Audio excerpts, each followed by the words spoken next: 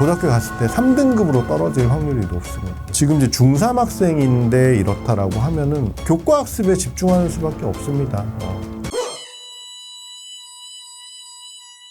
첫 번째 질문 드리겠습니다. 네.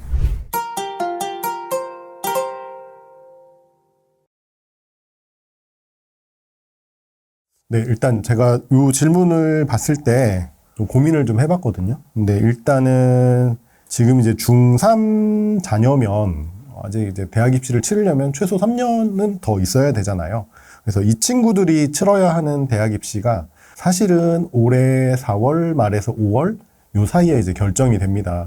서울 상위권대학 같은 경우에는 그때 발표가 날 것 같고, 뭐 지금 얘기로는 조금 더 일찍 발표가 날 수도 있다라고 하는데, 지금 현재 2개 대학이 대략적인 안을 좀 발표를 했어요. 그게 이제 서울대 그리고 이제 경희대인데, 상위 15개 대학 안에 있는 대학 중에 가장 뭐 우수한 대학, 경쟁력이 있는 대학과 그리고 15개 대학 거의 마지막에 있는 대학, 그 두 대학이 이제 발표를 했는데 좀 달라요. 두 대학의 전형안을 보면은 바뀌는 입시 제도, 내신 5등급제와 통합형 수능을 이들이 어떻게 바라보고 그거에 대한 대응을 어떻게 짜고 있는가, 요 내용이 좀 다른데, 먼저 서울대 같은 경우에는 지금도 정시에서는 학생부를 반영을 합니다. 물론 이제 그게 정량적으로 등급을 반영한다기보다는 정성적인 평가를 통해서 이렇게 반영을 하는데, 이제 그런 식으로 반영이 될 거고요. 또 하나는 이제 뭐 정시 말고 수시로 넘어간다라고 했을 경우에는 SNU 역량평가라는 게 있습니다. 이제 그게 새롭게 도입이 되는데,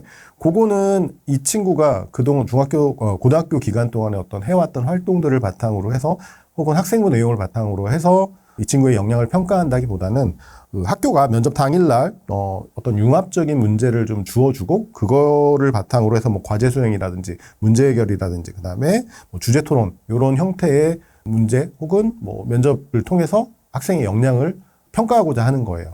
그래서 이 친구가 의대를 가고 싶다라고 하면은 그 부분이 학생부든 어디든 나타내야 됩니다. 그리고 이제 그게 뭐 면접을 통해서 그게 보여진다라고 했을 경우에는 당연히 이런 심화수학과 관련된 어떤 지식을 직접적으로 물어보진 않겠지만 그걸 이제 융합형 문제로 해가지고 충분히 출제가 가능하기 때문에 그런 부분들에 대한 어떤 학습이 반드시 필요한 거죠. 그래서 분명히 의학학 계열 그리고 최상위권 대학 이공계열 같은 경우에는 그 전공 이수에 필요한 어떤 개념 학습이라든지 뭐 이런 것들을 어떤 식으로 고등학교 때 해왔는지를 분명히 대학은 평가할 거고 평가하고자 할 거예요. 물론 이제 경희대 같은 경우에는 조금 예외인 경우를 좀 두기는 했어요. 수능이 이제 통합형 수능으로 바뀌니까 거기에 학생부를 반영하는 전형을 한 70% 정도 선발을 하고요. 그리고 수능만 보는 전형으로 한 30%를 뽑겠다라고 이렇게 이야기를 했는데, 마찬가지로 그러면은 이 바뀌는 수능에서는 뭐 과학이라든지 수학이라든지 심화 과목들이 빠졌잖아요.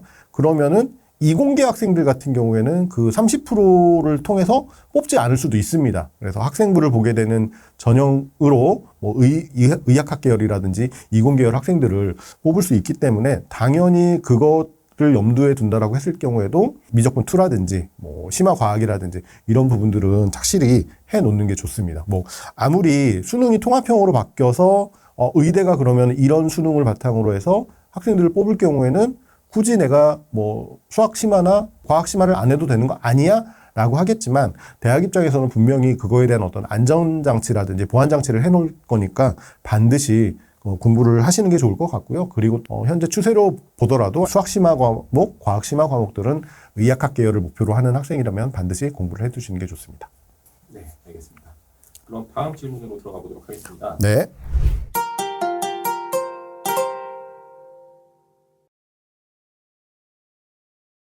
사실상 유불리를 따지기는 어렵습니다. 왜냐면은 대학 입시라는 게 딱 정해진 길이 두 갈래만 있는 게 아니거든요. 학교에 따라서 전형을 다르게 하거나 학교마다 이제 학생을 보는 방식이라든지 평가의 기준이라든지 이런 게 다 다르거든요. 그래서 그 입시를 치를 때쯤 해서 본인한테 가장 유리한 전형, 가장 유리한 학교를 찾아서 그 지원하는 게 어떻게 보면 입시의 합격 확률을 가장 높이는 방법인데, 어머님이 좀 아셔야 될 게 1등급이라고 해서 뭐 비학군지로 가서 1등급이라고 해서 서울대 합격할 수 있냐? 그건 아닙니다.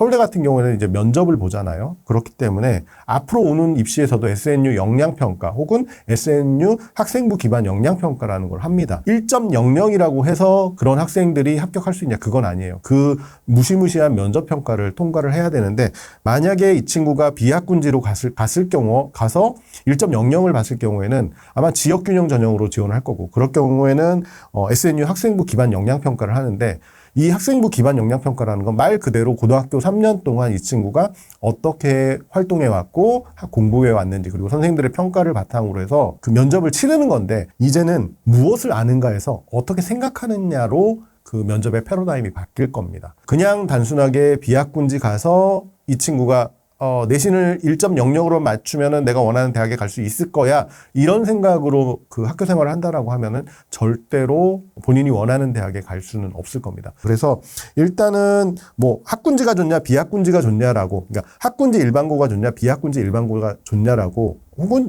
어디가 더 유리하냐라고 말씀을 드린다라고 하면은 이거는 상황에 따라 달라지는 거예요. 만약에 내가 비학군지로 갔는데 학생부는 좋을 수 있어요. 본인이 열심히 해서 활동도 열심히 하고 학생부는 좋은데 내신이 3, 4등급 아래다.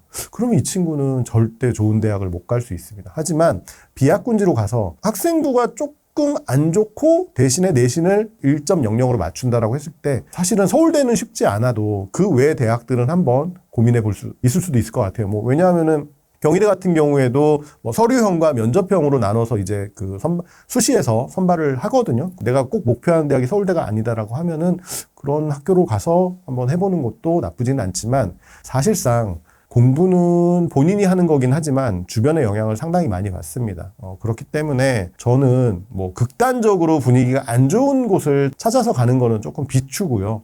어느 정도 환경이 갖춰져 있고 그리고 본인뿐만이 아니고 다른 친구들과 함께 경쟁하면서 좀 시너지 효과를 낼 수 있는 그런 곳들을 좀 찾아보시는 게 좋을 것 같아요. 그래서 무조건 학군지로 가라는 것도 아니지만 그래도 어느 정도 학습 분위기가 있는 곳에 가서 내신도 좀 유지를 하면서 이제 고교학점제에 맞게끔 다양한 활동도 하고 교과 선택을 통해서 본인의 어떤 역량을 드러내는 그런 쪽으로 좀 고등학교 3년 계획을 짜시는 게 맞을 것 같습니다. 네, 알겠습니다. 그리고 방금 답변해 주시는 내용 중에 네. 지금 면접의 패러다임이 바뀌고 있다라고 말씀을 네. 해주셨어요. 그 부분에 대해서 조금만 더 상세하게.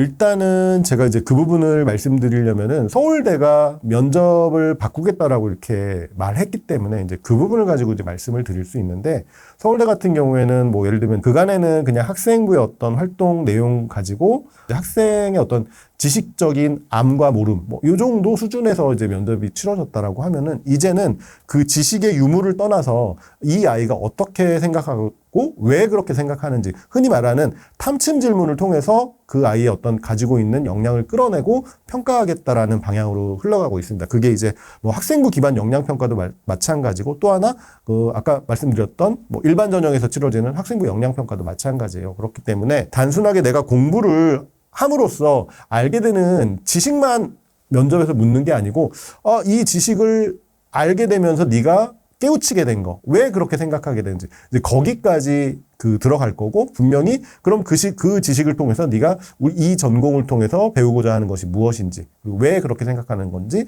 앞으로 어떻게 할 것인지 이런 다양한 것들을 좀 물어보는 방향으로 진행되기 때문에 단순하게 활동의 유무를 떠나서 그런 활동을 통해서 본인이 무언가를 깨닫고 느끼고 앞으로의 계획하는 바까지 좀 드러낼 수 있어야 면접에서도 충분히 좋은 결과를 낼 수 있을 것 같습니다. 그러면은 지금 이제 중학생 친구들이 네. 그런 면접을 대비까지는 아니더라고요. 아. 왜 이거를 좀 역량을 키울 수 있는 방법이 일단은 왜라는 그 호기심을 갖는 게 중요할 것 같아요. 스펀지처럼 모든 지식을 빨아들이는 것도 좋기는 하지만 수학에서 어떤 방정식의 어떤 공식을 대입을 해서 값이 나왔을 때 이게 왜 이렇게 값이 나오지? 혹은 과학에서 실험을 했는데 이러이러한 결과치가 나왔을 때 이게 왜 이렇게 나왔을까? 그 이유를 한번 역으로 역산을 해서 찾아가 보는 것도 분명히 이 친구의 어떤 역량을 키우는데 왜라는 호기심을 갖는 습관이 나중에 그 장기적으로 봤을 때는 이런 역량평가, SNU 역량평가를 좀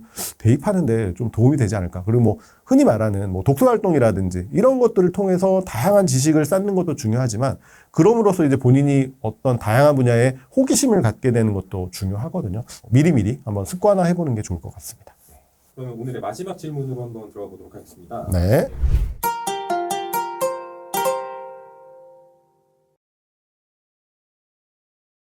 좀 심한 말을 좀 이 친구한테 하자면 미안하지만 지금 중학교 안에서도 10% 안에 못 듭니다. 90점대 초반이 나오고 어떤 과목들은 80점대가 나온다라고 했을 경우에 제가 아마 이전 영상에서도 말씀드렸을 거예요.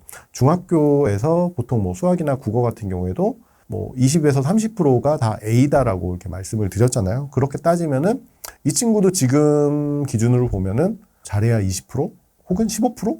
저는 뭐 그렇게 보거든요. 그래서 일단은 지금 중학교 기준 성적도 1등급은 아니다. 20% 안에 드는. 근데 이제 그런 친구들이 고등학교 갔을 때는 더 많잖아요. 그러면 이 친구는 2등급만 나와도 잘하는 거예요. 고등학교 갔을 때 3등급으로 떨어질 확률이 높습니다. 지금 이제 중3 학생인데 이렇다라고 하면은 교과학습에 집중하는 수밖에 없습니다. 중학교 교과학습에서 부족한 점을 없애고 그다음에 심화를 통해서 선행까지 바라보는 그 정도의 이제 남은 1년 동안 교과학습을 잘 해두어야 고등학교 1학년 첫 시험, 뭐 보통 4월 말 5월 초에 보기 때문에 그 시험에서 당연히 잘 볼 수가 있는 거겠죠. 그래서 아직 1년여의 시간이 남았기 때문에 진짜로 집중해야 될 거는 교과학습밖에 없습니다. 지금도 뭐 본인은 나름 아주 잘하는 건 아니지만 본인 만족하는 거죠. 본인 학교에서 봤을 때도 10% 15% 정도 드는 거니까 잘한다라고 생각을 하지만 그게 실질적으로 고등학교 올라가면은 뭐 곱하기 2가 될 수도 있는 거기 때문에 절대 지금에 만족해서는 안 되고요. 일반고에 가서 1등급을 받는다라고 본인이 목표를 한다라고 하면은 지금 해야 될 거는 당연히 교과학습 그리고 그 중에서도 중등 심화와 그다음에 고등 선행까지 좀 바라보는 그런 게 좀 필요할 것 같고요. 수행평가, 과제, 보고서, 중학교도 마찬가지로 평균적으로 30에서 40%는 수행평가의 비중을 반영을 하고 있습니다. 고등학교도 마찬가지예요. 물론 이제 특목고 자사고로 갈 경우에는 그게 50%, 60%까지 늘어나는 경우들도 있지만 보통은 40% 내외 정도의 비중을 차지합니다. 수행평가는 당연히 본인이 어떤 지필평가가 아니고 본인이 어떤 수행을 한 후에 그 결과물을 선생님께 제출을 하는 거예요. 그럼 지금부터 이 수행평가를 잘하기 위해서는 선생님이 요구하는 기준들이 분명히 있습니다. 그 수행평가 내에서는. 그 기준에 맞춰서 결과물을 만들어내는 연습을 해야 돼요. 그게 가장 중요하고 그 결과물의 어떤 그 수준을 떠나서 일단 선생님이 요구하는 부분이 무엇인지 정확하게 캐치한 후에 그 기준에 맞춰서 수행평가를 하고 그 결과물을 내야 되는 것이 가장 기본적인 거고요. 그 다음에 이제 당연히 결과가 좋게 나와야 되겠죠. 이제 그렇게 일단은 선생님이 제시하는 기준에 먼저 맞춰서 모든 과제나 보고서라든지 이런 것들을 제출하는 연습을 하시는 게 가장 좋을 것 같습니다. 일반고라고 하더라도 1등급은 쉽지가 않아요. 그래서 지금부터 좀 많은 준비와 노력을 하셔야 일반고에 가더라도 1등급을 받을 수 있겠습니다. 중학생인 친구들이 이렇게 본인에 대한 메타인지가 정확히 안 되어 있는 친구들이 많은 것 같아요. 아, 그렇죠. 네, 이런 친구들이 본인의 위치를 좀 정확히 알 수 있는 방법이 있을까요? 사실상 아이들한테 어떤 충격적인 요법을 줄 수 있는 거는 다른 학생들과 비교했을 때 네가 이 정도야 라는 그걸 이제 보여주는 수밖에 없거든요. 가장 확실한 거는 3월 달에 치러지는 학력평가예요. 이제 중3 과정까지 이 친구가 공부를 해봤는지 안 해봤는지 모르겠지만 실질적으로 그 시험을 치러본 후에 나는 우리 학교에서 10% 15% 내외인 줄 알았더니 이걸 전국으로 보니까는 막 3등급 4등급까지 떨어지네? 라고 했을 경우에는 그런 충격요법이 좀 필요하지 않을까. 그리고 정확하게 나의 위치를 깨닫는 그런 어떤 계기가 좀 필요하다. 근데 지금 현재로서는 뭐 고1, 3월 요게 이제 중학교 전체 과정이잖아요. 그런 부분들을 한번 본인이 시험을 쳐보면은 정확하게 내 위치가 이 정도밖에 안 되구나. 그 위치가 그 정도면은 내가 이게 꾸준하게 이어질 경우에 대학 입시에서도 내가 어느 정도까지 밖에 못 가는구나. 정확하게 알 수 있는 거죠. 만약에 이 친구가 중학교 과정을 전체적으로 다 한번 공부해 본 이후라면 고1, 3월 학력평가를 한번 치러보게 하는 것도 좋고 만약에 내가 2학년까지만 했더라고 하더라도 한번 보는 것도 나쁘진 않습니다. 그래서 얼마나 어려운지 그리고 본인의 위치가 어느 쯤인지 확실하게 깨닫는 계기가 될 수 있습니다. 네, 알겠습니다. 오늘 질문은 여기까지 하겠습니다. 네, 감사합니다. 감사합니다.